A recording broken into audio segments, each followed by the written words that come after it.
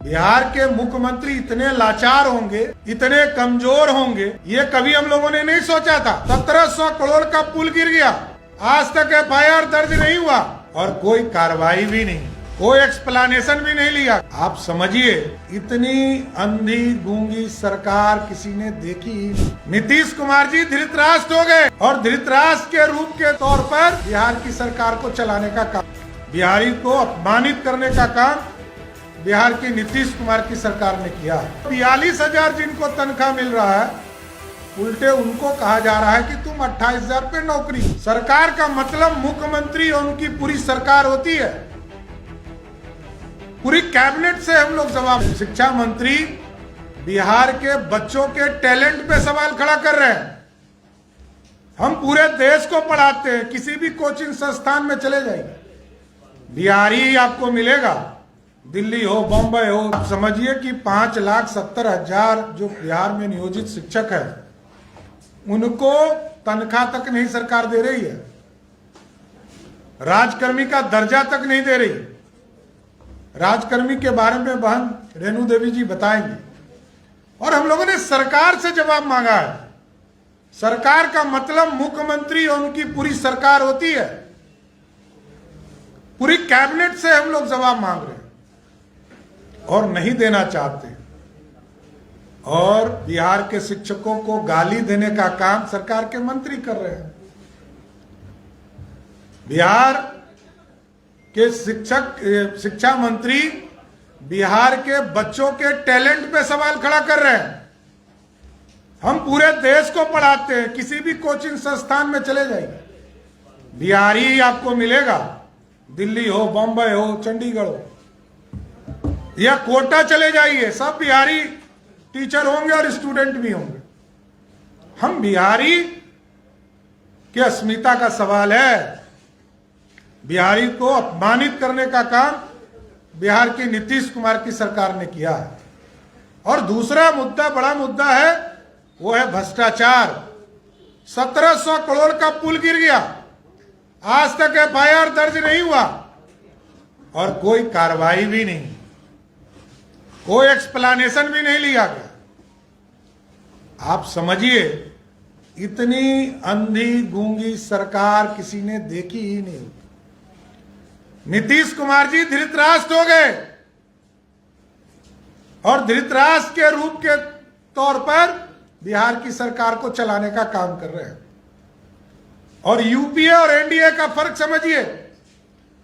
NDA में 5-5, 6-6 minister से इस्तीफा लिया गया, या चार्जशीट हो गया, या आरोप लगे। और पिछले बार नीतीश कुमार जी ने स्वयं जब एनडीए में आ रहे थे तो यही कहा था कि हम CCC से समझौता नहीं कर सकते हैं। नीतीश बाबू, आप समझौता ही नहीं कर रहे, संरक्षण दे रहे हैं। आज आपके उप मुख्यमंत्री पर जमीन घोटाला, रेलवे का जमीन घोटाला का आरोप सिद्ध हो गया, चार्जशीट जमा हो गया। आप बोल पाएंगे कि नहीं बोल पाएंगे, कि हम ही लोग बोले? बिहार के मुख्यमंत्री इतने लाचार होंगे, इतने कमजोर होंगे, ये कभी हम लोगों ने नहीं सोचा था। हम लोग तो चाहते हैं कि वो मांगे इस्तीफा और स्वच्छता का प्रमाण दें।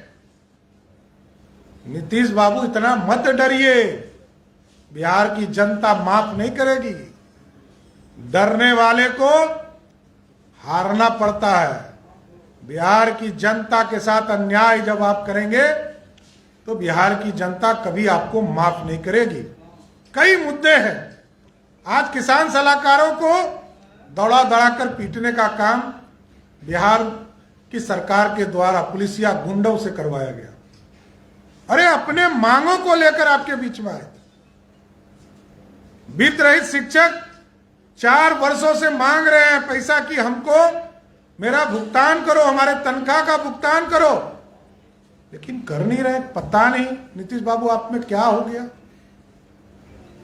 2,61,000 करोड़ के बजट में आपका अपने संसाधन से तो मात्र 32,000 करोड़ का बजट है। रेस तो या तो भारत सरकार ग्रांट देती है, सहायता देती है, या आप लोन लेते हो।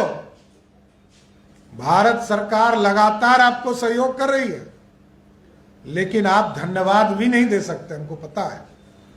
अभी लोगों ने विधान परिषद में एक प्रस्ताव लाया था कि बिहार सरकार को दरभंगा एयरपोर्ट और पूर्णिया एयरपोर्ट के लिए बिहार सरकार को धन्यवाद देना चाहिए। हमने पूछा कि 1200 करोड़ रुपया भारत सरकार ने इसमें जमीन उपलब्ध कराया कॉन्क्लेव बनाने के लिए, और आपने जमीन दिया।